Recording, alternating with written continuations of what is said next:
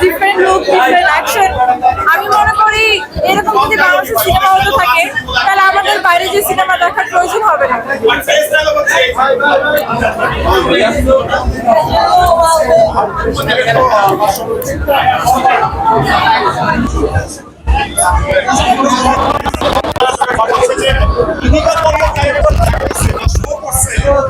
এটা আসলে বিশাল বড় একটা চেঞ্জ। আমি এটা ভাবতে পারি না, এন্ড আই থিংক কোনো অডিয়েন্সও ভাবতে পারে না। সো মুভি অবশ্যই দেখবেন। One of the finest movie of Bangladesh is Borbaad right now. Yes, 100%। আমি একজন মুভি ফ্রিক হয়ে বলতে পারি 100%। You should watch this movie.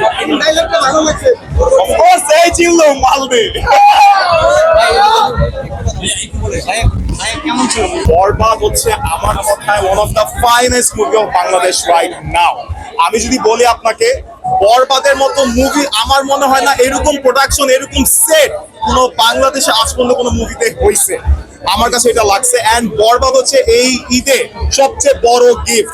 আপনি শাকিব খানকে এত বছর ধরে এত জায়গায় দেখে আসছেন, ইউ ওয়ন্ট বিলিভ যে এটা শাকিব খান বরবাদে সে যা অ্যাক্ট করছে, it was amazing. One of the best movie of Bangladesh right now. এটা আরো বেস্ট হতে যাচ্ছে, আমার কাছে এটাই লাগছে। সবাই বরবাদ দেখে নিচ্ছে। আগে শাকিব খানের সিনেমা দেখেন নাই? আমি শাকিব খানের সিনেমা দেখেছি, সব সিনেমা আমি দেখি নাই, আমি দেখি নাই।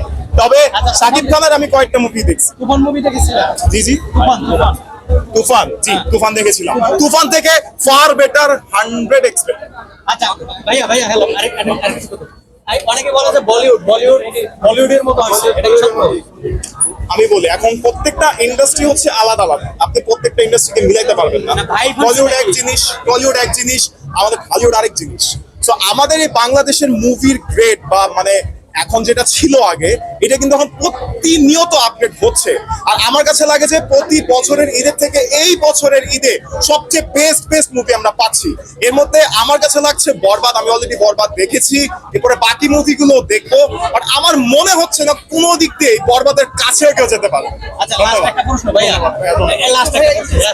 আপনি সুন্দর কথা বলতে পারেন, সেটা হলো আমি নিজেও মুভি রিভিউ করি, এজন্যই। যাই হোক ভাইয়া, আপনি যেভাবে প্রশংসা করলেন বরবাদ মুভি, এই যে মুভিটা যখন মুক্তি দিতে আসলো, এই যে নতুন একটা প্রোডাকশন হাউস এত সুন্দর একটা মুভি বানাইলো, সে যেভাবে নতুন একটা প্রোডাকশন হাউস বাংলাদেশে থাকে বাইরে, সে যেভাবে মুভি মুক্তি দেওয়ার আগে হেনস্থা হইলো, এটা বাংলাদেশ ফিল্ম ইন্ডাস্ট্রির জন্য কি ক্ষতিকর না? এটা কি করা উচিত ছিল তার সাথে?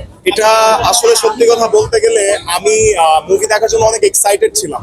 আমি ওরা ভেবেছিলাম যে টিকিট মনে হয় আরো 2-3 দিন আগে আমি পাবো, এই জিনিসটা হয় নাই। তা আমার কাছে এটা নিয়ে আমি ফেসবুকে পোস্টও করেছিলাম যে এই জিনিসটা বরবাদের সাথে করা কোনো মতে ঠিক হয় নাই। কারণ আপনারা এখানে হলিউড মুভি দেখাচ্ছেন, সব ধরনের মুভি দেখাচ্ছেন, আর রেটেড মুভি দেখাচ্ছেন, সব ধরনের মুভি আমরা দেখছি। আর এই বলে এই না যে এখানে সংস্কৃতি নষ্ট হবে, এমন কোনো টাইপের সিন যে এখানে দেখানোই যাবে না, এটা মিথ্যা। আর অ্যানিমেলের মতো মুভি সবাই দেখতে পারলে, এটা নিয়ে সবাই হাইপ তুলতে পারলে, বরবাদ কোনো দোষই করে নাই। ইট ওয়াজ ফাইন। আমাদের সবার চোখ থেকে বাচ্চারাও দেখতে পারবে, আমার কোনো সমস্যা নেই। এটা আমার কাছে লাগছে। যেখানে আমাদের ইন্ডাস্ট্রি প্রায় শেষের পর্যায়ে, সেখানে নতুন একটা প্রোডাকশন আমার মনে হচ্ছে না, আপনি যেটা বলছেন আমি আপনার কথা এগ্রি করলাম না। ইন্ডাস্ট্রি মোটেও শেষের দিকে না। আমি ভাবতেছি বরবাদ দিয়ে বা দাগি জঙ্গি যত মুভি আছে, আমার কাছে লাগছে ইন্ডাস্ট্রি বা শুরু হচ্ছে। আমার কাছে লাগছে ইন্ডাস্ট্রি শুরু হয়েছে, রেস শুরু হয়েছে এখন। আর শাকিব খানের রেসের সবচেয়ে বড় ঘোরা ভাই। তাহলে এই ধরনের প্রযোজক যারা আছে তাদেরকে আমাদের আরো সম্মান করা উচিত না? অবশ্যই। কারণ প্রযোজকদের যদি সম্মানটা না করেন, এই টাইপের মুভি আপনাকে গিফট কে করবে ভাই? আপনি কি মুভি বানাবেন? আমি মুভি বানাবো না। আমরা পাবলিক, আমরা মুভি দেখবো, মুভির খারাপ ভালো বলবো, এই হচ্ছে কথা। ওকে, থ্যাংক ইউ, ধন্যবাদ।